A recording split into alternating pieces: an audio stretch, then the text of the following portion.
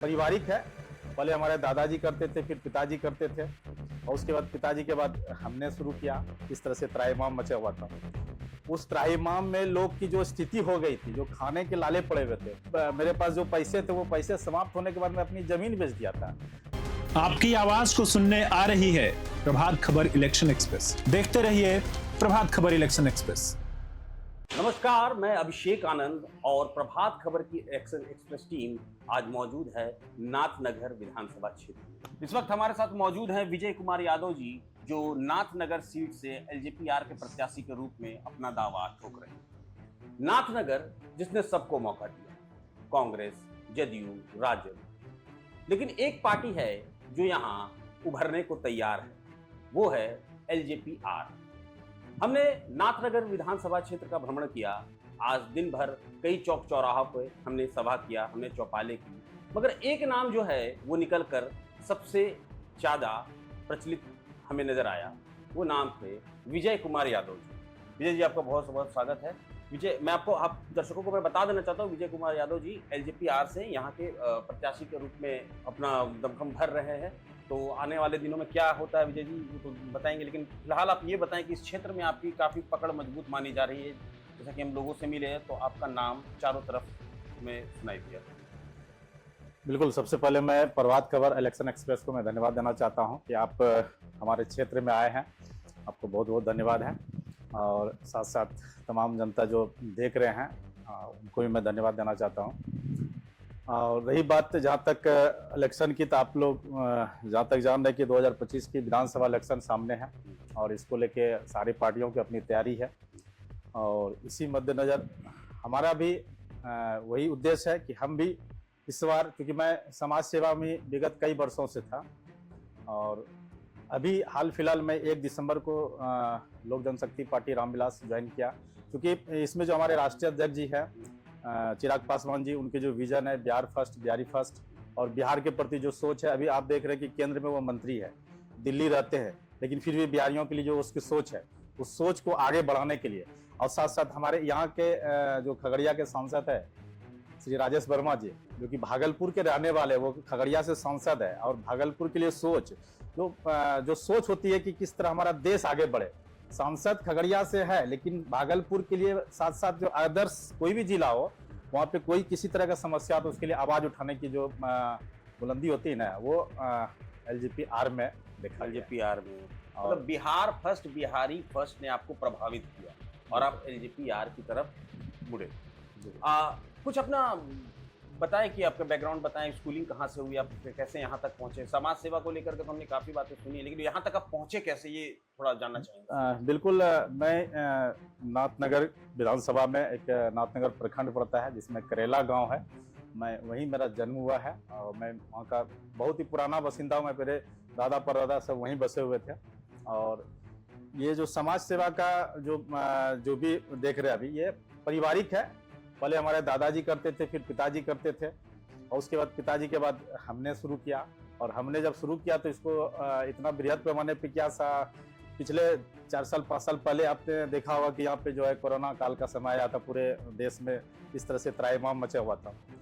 उस त्राहिमाम में लोग की जो स्थिति हो गई थी, जो खाने के लाले पड़े हुए थे, उस समय मतलब एक अलग तरह से मैं उभर के सामने आया कि नहीं लगा लोगों की मैं विशेष रूप से सेवा करूं। हम गए, फील्ड में गए तो मुझे बताया कि कोरोना के टाइम में विजय जी का जो योगदान रहा है वो काफी गहरा रहा है। बिल्कुल, कोरोना के समय में जब मेरे पास जो पैसे थे वो पैसे समाप्त होने के बाद मैं अपनी जमीन बेच दिया था। अपनी बेटी की जमीन बेच के मैंने लोगों की सेवा किया था। जमीन बेच करके आपने लोगों की सेवा। बिल्कुल, उस समय आप ये सोशल मीडिया के माध्यम से, अखबार में भी छपी थी। जब मैंने जमीन बेची थी तो शायद किसी के माध्यम से खबर मिली होगी, अखबार में ये बात छाप थी। मैं अपनी वाइफ के नाम से जो एफडी था, इस तरह से भी सेवा हो रही कि कोरोना के वक्त में इन्होंने अपनी जमीन बेच दी, मगर लोगों की सेवा नहीं रुकी। भैया जी और बताएं कुछ। बस उसी समय से ये सिलसिला जो चालू हुआ, ये लगातार चली। और शहर में पानी की समस्या थी। मैंने लगभग पूरे शहर में जहां जहां जरूरत हुआ लोगों की, तो वो 53 प्याऊ मैंने अपना खुद, चूंकि मैं 53 प्याऊ मैंने अपना खुद निजी कोष से दिया। और साथ साथ जगह जगह पे जहां जो जरूरत लगी उस जगह मैं हमेशा खड़ा हो, चाहे बाढ़ हो या सुखाड़ हो। जब भी लोगों की जरूरत होती है, मैं जो भी बनता है मेरे से हम पहुंचते हैं। अच्छा, एक चीज जानना चाहेंगे कि इतना कुछ तो काम आपने किया, हमने भी सुना उसको लेकर। नाथनगर की मुख्य समस्या क्या है?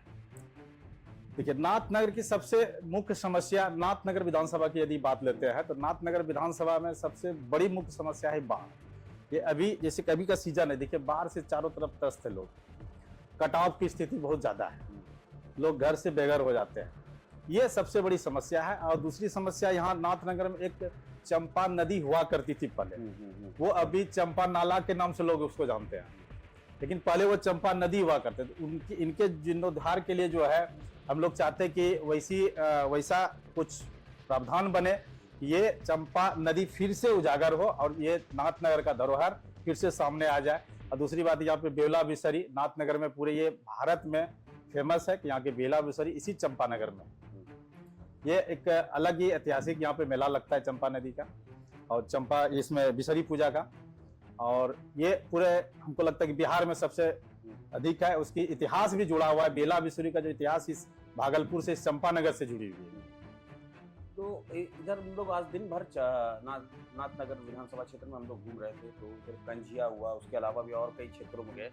कई जगह पे ना पानी की समस्या बहुत ज्यादा है। एक तरफ जो भागलपुर है वो बाढ़ से जूझता है, दूसरी तरफ सुखाड़ से जूझता है, और जो सुखाड़ वाला हिस्सा आता है वो कंझिया के ही मतलब नाथनगर की तरफ ही बहुत जैसे कि आप बात कर रहे हैं भागलपुर जिला की यदि बात करते हैं तो भागलपुर जिला में कई ऐसा जगह जहाँ पे सुखाड़ की स्थिति रहती है, मतलब दो भाग है, एक तरफ बाढ़ दूसरी तरफ सुखाड़। तो नाथनगर विधानसभा में जैसे कि हमारा 3 प्रखंड पड़ता है, जिसमें नाथनगर आती है, एक सबौर आती है, एक जगदीशपुर सुखाड़ में चले जाते हैं, और सबौर नाथनगर ये बाढ़ की परिस्थिति है ये हमेशा। और पूरे भागलपुर जिला की यदि लेते हैं तो इसमें जो है आधा जो जनमानस है वो बाढ़ में त्रस्त रहते हैं, आधा जो है सुखाड़ में रहते हैं। तो अभी हमने ये सबसे बड़ी समस्या चौपाल भी आज हमने लगाया, तो मुख्यतः यही सवाल जो है सबसे ज्यादा उठ करके सामने आया कि बाढ़ और सुखाड़ वाली स्थिति, लोग परेशान है, त्राहिमाम है। तो आपका रोड मैप क्या होगा अगर आप मतलब विधायक बनते हैं इस जगह से, तो आपका रोड मैप क्या होगा? आप किस तरह से इस समस्याओं से निकलेंगे? देखिए, सबसे पहले यदि मैं विधायक बनता हूँ, यदि पार्टी आला कमान की यदि इच्छा होगी तो मैं यदि विधायक बनता हूँ तो सबसे पहले ये जो सुखाड़ की स्थिति आती है वो सुखाड़ में सरकार से उसके लिए मुआवजे के लिए मांग करेंगे, और साथ साथ जो बाढ़ की स्थिति है ये बाढ़ के लिए सुधार के लिए काम करेंगे कि बाढ़ में किस तरह सुधार हो। जैसे ऐसे अभी भी ऐसे भी बाढ़ के लिए जो है जगह जगह काम हो रहे हैं। हमारे जो अभी नीतीश कुमार यहाँ पे जो मुख्यमंत्री हमारे बिहार के, उन्होंने बाढ़ के लिए बहुत काम कर रहे हैं। हर क्षेत्र में देख रहे हैं कि कहीं ना कहीं जो है कुछ ना कुछ काम हो रहा है। हमारे भागलपुर में भी कटाव का जो स्थिति है, कटाव में भी जो बहुत अच्छा काम कर रहे हैं, वो भी अभी काम फिलहाल अभी चालू है उसका काम। और सुखाड़ के लिए जो मुआवजे का बात होती है वो मुआवजा भी सरकार की तरफ से मिलनी चाहिए, उसके लिए हम लोग काम करेंगे। और दूसरी समस्या, हमारे भागलपुर जिला में जो शहरी क्षेत्र में जाम की समस्या सबसे बड़ी समस्या है, क्योंकि बाईपास भी हमारा बन चुका है लेकिन उसके बाद भी जाम की समस्या है। तो जाम की समस्या के लिए कहीं न कहीं इसका विकल्प होनी चाहिए। अभी हाल फिलहाल की बात है कि एक मेरीन ड्राइव मुंगेर से लेकर सबौर तक के लिए एक मेरीन ड्राइव जो है बनने जा रही है, जिससे हमको लगता है कि इसमें कुछ हद तक जाम की समस्या हल होगी। तो मतलब आप पूरी तरह से तैयार हैं? बिल्कुल पूरी तरह से तैयार है, बस हरी झंडी का इंतजार है। बिल्कुल हरी झंडी का, बस आला कमान से हरी झंडी का इंतजार है। आला कमान का जब इच्छा होगी मैं उनका सिपाही बनकर क्षेत्र की सेवा के लिए हमेशा तैयार हूँ। तो ये थे विजय कुमार यादव जी, जो नाथनगर से एलजेपीआर के प्रत्याशी के रूप में अपना दावा ठोक रहे हैं। आने वाला वक्त ही बताएगा कि ये यहाँ से किस तरह से चुनाव लड़ते हैं या फिर ये सीट गठबंधन के तहत कहीं और चली जाती है। मगर आने वाले भविष्य को लेकर के हम विजय कुमार यादव जी को ढेरों शुभकामनाएं देते हैं और प्रभात खबर की तरफ से आपको ढेरों बधाई। आपको भी पूरे प्रभात खबर के परिवार को मैं धन्यवाद देता हूँ। प्रभातखबर.com, विश्वास वही, रफ्तार नहीं।